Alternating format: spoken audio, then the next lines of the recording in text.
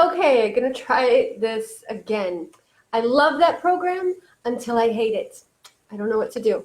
So let's see if we can try this again. Let's see what's going on here. Let's invite some people who I'm pretty sure were wanting to be here. Let's see. If you are here, please say hi. I'm having some massive technical difficulties here.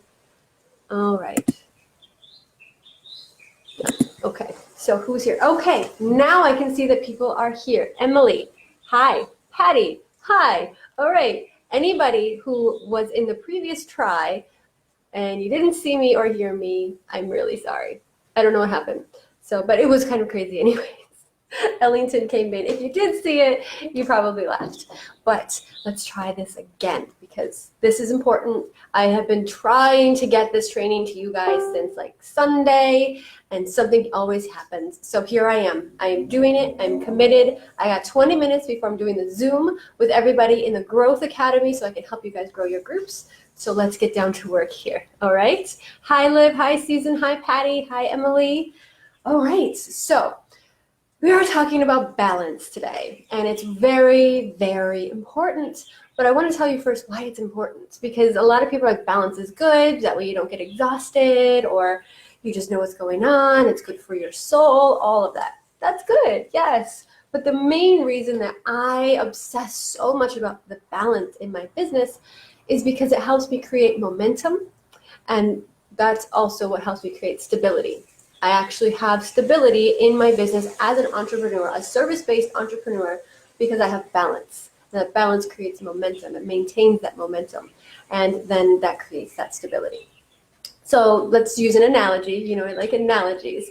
Imagine there are a bunch of hills, and this is your business, right? Up and down, okay? So without momentum and balance, these ups and downs will be ebbs and flows, and we don't want that. We don't want that. We want to just be able to go through all of the ups and downs of our business and just kind of keep going. Okay, that happened, and it was an interesting conversation to have, rather than, oh my God, what do I do? What do I do? So instead of having these become ebbs and flows, imagine yourself as a wheel or a tire, whatever. And your business is going downhill, and it's gaining momentum. It's gaining really good momentum, but then the balance of the wheel goes off and it just falls over. And your objective is to get it all the way up and down all these other hills that are coming up in the future for you. But halfway down that first hill, it starts to wobble and it falls over. You got to go, you got to pick it up, and you got to start the motion all over again. But if you have balance and you don't let that wheel fall over, then it's going to gain enough momentum going down that first hill to go straight up the next one and gain more momentum. That way, every time you have a down in your business, you can use the momentum to just get right back on top again. So we don't want that wheel to fall over. We want to keep it balanced. And there's so many different ways in which we can do this, infinite ways. I have clients who are just, I don't need anything from you other than to help me balance my business. This is what I'm doing. How do I balance it? And that's really fun and easy for me. But I really want to give you guys the cues. My lights just turned off. I want to give you guys the cues with which to really program your brain in this way to create balance for yourself. All right, I'm seeing a lot of people. Hi, Kindy, Veronica. All right, everybody. Nietzsche, good to see you. And Prashanti, nice. Everybody's here. So I gave you all a little poster thing, I guess we'll call it, poster thing. The other day in the group, I think I have it here on my phone for you as well, and I'll put it in the description of this as well for you, but it was this one where I talked about, you know, the balances, how we're going to actually balance all of these with the masculine and the feminine. So we do know, we're all adults here, we're all brilliant. We do know the difference between masculine energies and feminine energies. Most people understand it, for at least for people in general, pets, colors, you know, that sort of thing. But there are masculine and feminine energies for your business too. Your business is an entity. Your business is something that you can ask things of. But we have to understand it and we have to nurture it in a way. It needs you to help keep it balanced. So I'll just go through briefly the list here with you. You don't have to write them down. I do have this for you, this document for you. But let's go over the actual elements for the masculine and the feminine sides of your business, the energies, not just the sentiments, but the energies for your business. So I'm going to give you one, and then I'm going to give you the balance for it. And once I've gone through this list with you, I'm going to actually show you how I use these things in everything from my niche to my USP, my message, my community, this group right here, how I really manage the balance with that here, the things that I give, how I give them, all of that. So let's just get the map in our head first. So let's start with the first masculine one that is kind of a no-brainer in a group or in any kind of program or business, is logic. So you want to always have plenty of logic. Those of you who have been with me for working on your USP or your messaging, especially your messaging, you want to have an element of logic. It can feel so good, but if it doesn't make sense, it's going to be really hard for people to choose you to help them. So you want to have that logic. But if it's all logic and no intuition, nothing to feel on the inside, then you're also going to have a problem. People are going to be like, yeah, this makes a lot of sense, but I'm just not feeling it. And we don't want that either. So if you're using logic as part of your system, make sure you are balancing it with an equal amount of intuition. Not too much intuition, not too little intuition. Balance it with intuition. Again, the next one is reason. Of course, we need to have reason. It's right up there with logic, but reason is more like, if I do this, then I can definitely reason that this is going to happen. Logic is more like, that does make sense because I've seen that before. That is logical. Yes, I can do that. So logic and reason are very different. And to balance reason, that masculine reasoning sense of it all, we want to have flexibility. You really want to have that. And that's really so important as an entrepreneur, whether you're creating programs or if you're starting a community or if you're just getting started. Flexibility is going to be really important. But again, we don't want to have too much flexibility. You want to be flexible with yourself, but not too flexible. You want to be reasonable with yourself, but not to the point where you're just reasoning yourself out of even trying. So we want to have that balance there. I hope that makes sense. I have a bunch of pop-ups coming here. Okay. The next one is rationality. That's, of course, going to be a masculine thing. And we want to have that. We want to be rational thinkers. Even those of us who are like super woo and energy and magic, we still need to have a little bit of rationality. Like, does this make sense? I don't know. Let's think about this for a second. But on the other side of that, we want to have that emotion. The other side of being rational is being emotional. And we want to sit with that. And when it comes to balancing these two, you can do them with a simple exercise of just facing the facts of what's going on and being honest with yourself about how you feel. How do I feel about my reality right now? And that's a really easy way to do that. And you can actually ask people the same question. How are you feeling? That's a great balanced question. How are you feeling about what's going on right now? Okay, the rational side of me saying, this is what's happening. Yeah, that's what's happening. And then this part is over here saying, and this is how I feel about that. I'm going to be honest. I'm thrilled, or I am not feeling that. Whichever way it is, that's a balanced way to approach your business as well. All just in one question. And it is a part of my journaling that I do each day. I really look at it. I talked about it with Olu in one of our trainings that we did last week, I think it was. So take a look at that. That one is good too. And then the list goes on and on and on. But you guys can kind of see where I'm going with this and how this works. So if there's another one on this list that you are struggling with, if you're saying, how do I balance adventure and healing? Let's have a conversation about that. But we're a little pressed for time today because I promised all of the people in the Growth Academy that I would be there for them today in a Zoom to help them grow their groups. Probably going to use a lot of this today in our session, so I don't want to be late for everybody there. But I really, really wanted to get into the juicy, okay, exactly how do I do this? Because a lot of people are like, all right, Jess, that sounds great. How do I do it? So this is how we do it. So let's start at the system. The heartfelt system is we start with super clarity about our niche, our USP, and our message. We create a community around that message. We give and we lead with generosity and gratitude around that in our communities. And then we give them things that they need, not just things that we think we need to be offering. So that's how it works. So let's start at the beginning. How do I balance all of these things? And the first question about this came up a couple of weeks ago in the 30-day program, because I do lead with this in the very first week. And I guess I didn't go deep enough with this particular part, which is about the niche. And what I did was I helped everybody find their people. First, we worked out the niche. And then I helped everybody find those people, and not in places that are going to be super obvious. So what I said was, look at your niche from the masculine and the feminine perspective. So the masculine is going to be very direct. This is who they are. If you are, let's say you sell cups for kittens. Okay, if we wanted to look at the masculine side of our niche, we're going to go and look for groups and people who are specifically looking for things for their kittens, whether it's a cup or not. Kitten stuff, I don't know.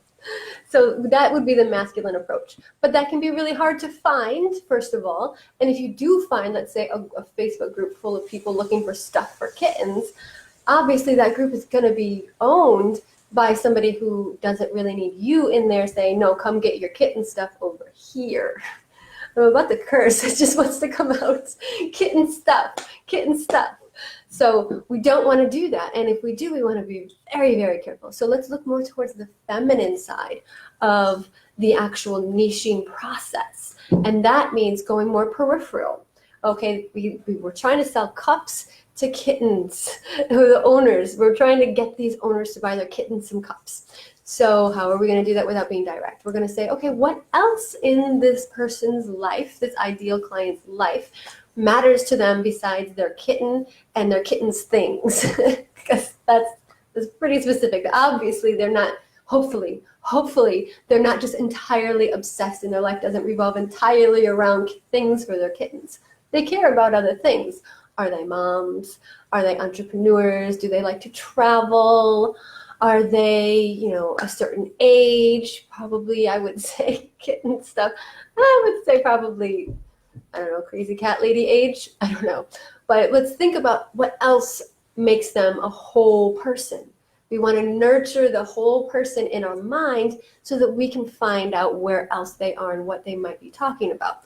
So let's say we do the market research, and it tells us that people who are obsessed about things for their kittens are also really avid dog lovers, or they are moms who are empty nesters now, or something like that. So we'll go find these people and then go into, like, say, an empty nesters Facebook group and say, hey, who needs some stuff for their kittens? I got some cute cups here for you. They're going to perk up and be like, hey, yeah, that's me. And it'll be so much easier to find them, start a conversation with them, because now you're aligned on 2 levels, not just 1. You understand and can have a conversation with them around being an empty nester, and maybe that's why they're kitten crazy, but you can also give them something for their kitten so that they can continue to be crazy, I guess. But that's the point. We want to be coming from a balance. We want to be direct at first and be like, this is who I need. This is my ideal client. But they're a whole person. They are a whole person. So take that whole nurturing element along with that very direct element, and then you'll find your people. That's how you really find your people and align with them on more than just one level. And you can help become part of their lifestyle and their routine. And like I like to say, the voice in their head when it comes to the solution that you provide. So that's the answer to the main question that everybody was asking in the last 30-day program. So hopefully everybody, Nadine or anybody that, I don't know if you're all here from the last program, but the replay is here for you as well. So that's how I use balance in really approaching my niche.